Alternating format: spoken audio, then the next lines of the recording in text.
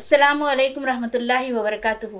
क़ारीन इकराम, हादिया ई magazine की जानिब से आप तमाम को ईद की पुरखुलूस मुबारकबाद पेश करती हूँ और दुआगो हूँ कि अल्लाह सुब्हानहू व तआला उम्मत के इबादत और क़ुरबानी को शर्फ़ क़बूलियत अता फ़रमाए।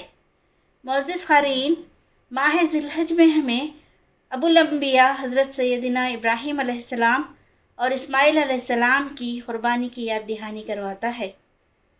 साथ ही साथ हज़रत हाजिरा की सई व जहद को भी हम याद करते हैं, जिनकी ज़िंदगी में क़यामत तक आने वाले इंसानों के लिए एक दर्स है, बिलख़ुसूस ख़वातीन के लिए नमूना अमल है। सैयदा हाजिरा की ज़िंदगी में हमें वो सिफ़ात नज़र आती हैं जो एक मोमिना मुस्लिमा के शाया निशान हैं, बल्कि निशानात इम्तियाज़ हैं, और वो ये हैं: इताअत इलाही, राज़ी बरज़ा इलाही, तवक्कुल, सब्र, शौहर की फरमाबरदारी और औलाद की तरबियत। जब शौहर ने शीरख्वार बच्चे के साथ बेआब व गया वादी में लाकर बसाया तो हुक्म इलाही पर सर तस्लीम खम कर दिया। फिर तवक्कुल व सब्र और रज़ा इलाही का बेहतरीन नमूना बन गई। शौहर से वफ़ा शारी इस तरह निभाई कि जिस फ़र्जंद को तन्हा पाला पोसा और बेहतरीन तरबियत से आरास्ता किया, उसको अल्लाह के हुक्म पर ज़बह करने की बात कही तो बिला चूँ चरा इसके लिए भी तैयार हो गई।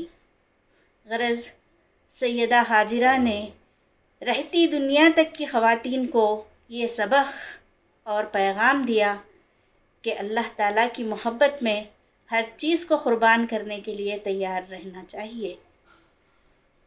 एक सआदतमंद खातून की सआदतमंदी यही होगी कि हुक्म इलाही को पूरा करने में वो कभी तज़ब्ज़ुब का शिकार ना हो, अपने ख़ानदान को भी इसके लिए हमेशा तैयार रखे, इस राह में कभी रुकावट ना आने दे।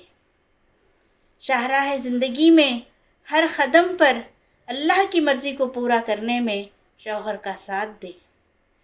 इनकी यही क़ुरबानियाँ हैं कि अल्लाह ताला ने हज़ारों साल गुज़रने के बाद भी इनके तज़किरे को ज़िंदा रखा और इनके ज़िक्र में एक अजीब हिलावत और ईमान अफरोज़ी का सामान रखा।